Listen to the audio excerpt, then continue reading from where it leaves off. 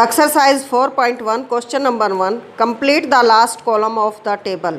Table के last column को complete करिए और आपको दे रखा है सीरियल नंबर, इक्वेशन, वैल्यू, से whether the equation is satisfy, yes और नो। अगर वो इक्वेशन सेटिस्फाई करती है तो आपने यस में आंसर देना है, अगर वो इक्वेशन सेटिस्फाई नहीं करती तो आपने नो में आंसर देना है। कैसे? आपको इक्वेशन दी हुई है x + 3 = 0 और वैल्यू आपको दी हुई है x = 3। इस इक्वेशन के अंदर आपने x की वैल्यू पुट करनी है 3। पुट क्या लिखोगे? Put x = 3। आपने 3 पुट किया x की जगह, 3 + 3 = 0।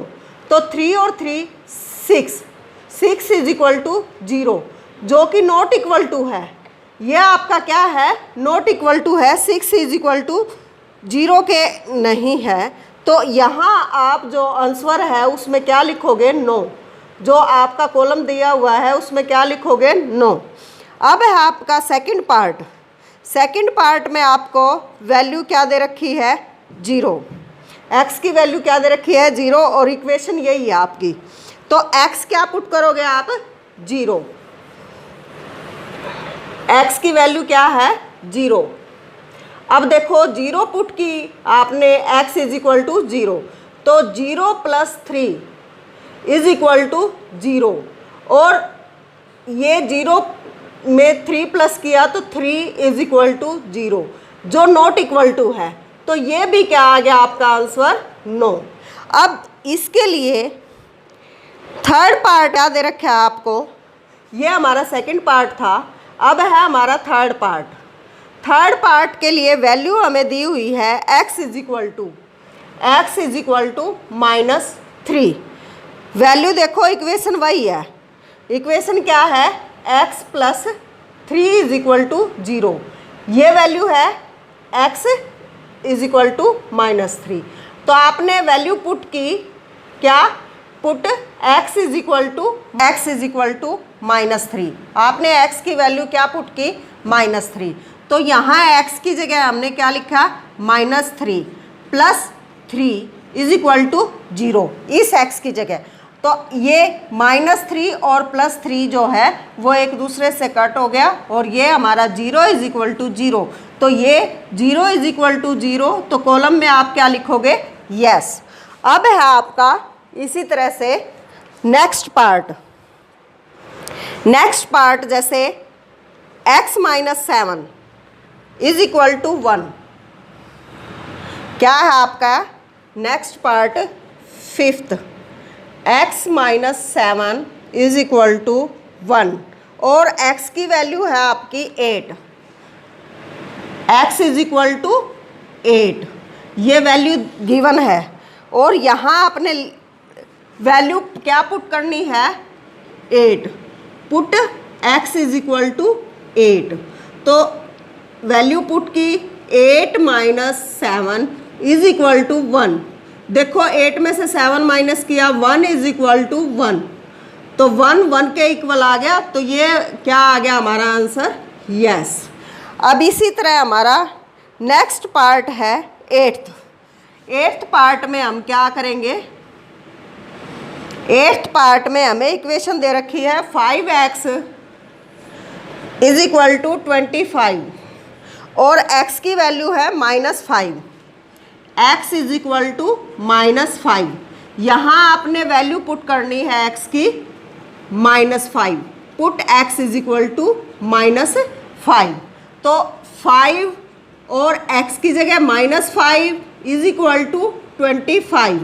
देखो 5 और -5 की मल्टीप्लाई की, ये हमारा आ गया -25 = 25। देखो 25 के इक्वल है, लेकिन क्या है यहाँ माइनस का साइन है और ये प्लस का साइन है, इसलिए ये इसके इक्वल नहीं है। तो क्या लिखोगे? Not equal. तो नॉट इक्वल है, इसीलिए आपका आंसर क्या आ गया इधर कॉलम में? नो। इसी तरह आपका 9th क्वेश्चन है, पार्ट 9th। इसके अंदर क्या दे रखा है आपको? m/3 = 2 और m की वैल्यू है m = -6। m की वैल्यू -6 रखनी है आपने, तो m की जगह क्या लिखोगे, -6। क्या लिखोगे इधर, इससे पहले put m is equal to -6, -6 divide by 3 is equal to 2। अब देखो 3 1 जा 3, 3 2 जा 6, क्या आ गया, -2 इज इक्वल टू 2। तो ये क्या है, नॉट इक्वल। तो क्या आ गया, ये हमारा 9 में आंसर। अब है हमारा m इज इक्वल टू 6। एक 11th पार्ट और है हमारा, 11th पार्ट। 11th पार्ट में क्या है, इक्वेशन हमें सेम दी हुई है, तो उसके अंदर क्या है, m/3 is equal to 2, m is equal to 6, value क्या है 6। तो put m is equal to 6, 6/3 is equal to 2। देखो 3 1 जा 3, 3 2 जा 6, दोनों ही पॉजिटिव 2 हैं यहाँ। 2 इज इक्वल टू 2, 2 इक्वल 2, तो दोनों ही पॉजिटिव है। तो क्या आ गई हमारी वैल्यू जो है वो यस में आ गई। क्या है, यस। ये इक्वेशन को सेटिस्फाई करता है। Question number 2, check whether the value given in the brackets in the solution to the given equation और नॉट।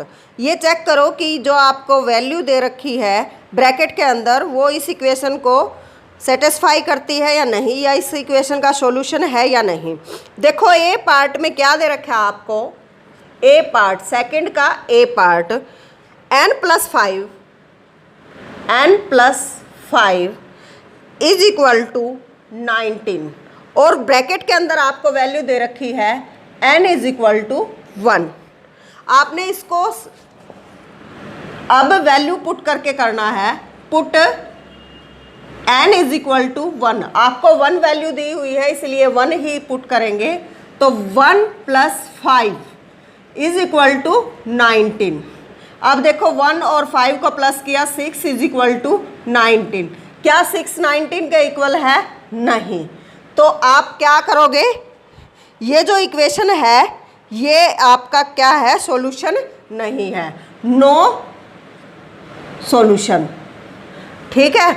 अब इसके बाद है आपका बी पार्ट।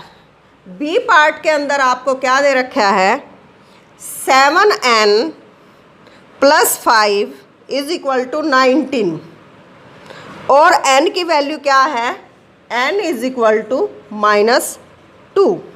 n की वैल्यू 2 है। अब यहाँ देखो पुट, आपने क्या पुट करना है, n is equal to -2, 7 into -2, n की जगह आपने क्या रखा, -2 + 5 इज इक्वल टू 19। अब देखो 7 2 जा 14, माइनस के 14, क्योंकि एक माइनस है इसलिए क्या है, -14 + 5 इज इक्वल टू 19। अब देखो -14 है और +5 है। आपको पहले भी बताया था अगर साइन अलग अलग हो जाए तो ये माइनस होंगे। तो 14 में से 5 को माइनस किया तो कितना आ गया हमारा, 9। और 9 जो सा साइन ज़्यादा है जिसके नंबर, वही हमारा साइन आएगा। माइनस के ज़्यादा है तो माइनस का 9 इज इक्वल टू 19। क्या 9 19 के इक्वल है, ये 9 जो है माइनस के 19 के इक्वल नहीं है। तो यहाँ हमारा ये भी क्या है, इक्वेशन क्या है, इसका सॉल्यूशन नहीं है। तो 9 में इसका आंसर है। अब है हमारा डी पार्ट। डी पार्ट में क्या करेंगे हम, डी पार्ट के अंदर 4p - 3 इज इक्वल टू 13, और p की वैल्यू क्या गिवन है, 1। अब देखो put p is equal to 1 put किया, 4 × 1 - 3 इज इक्वल टू 13, 4 1 जा 4 -3 इज इक्वल टू 13। 4 में से 3 माइनस, क्योंकि प्लस के 4 हैं तो प्लस के ही आएंगे हमारे आंसर में, और माइनस हो जाएंगे ये। 1 इज इक्वल टू 13। क्या ये इसके इक्वल है? ये इसके इक्वल नहीं है, इसलिए हमारा आंसर क्या आ गया? No solution. इस जो हमें इक्वेशन दी हुई है और ये वैल्यू जो है उस वैल्यू के लिए सही सॉल्यूशन नहीं है। अब इसी तरह से हमारा एफ पार्ट है।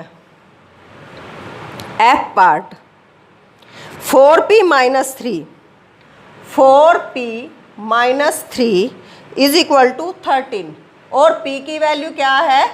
0। अब 4 पुट करनी है हमने, p की वैल्यू क्या? 0। Put p is equal to 0 और 4 इंटू p की value 0 minus 3 is equal to 13।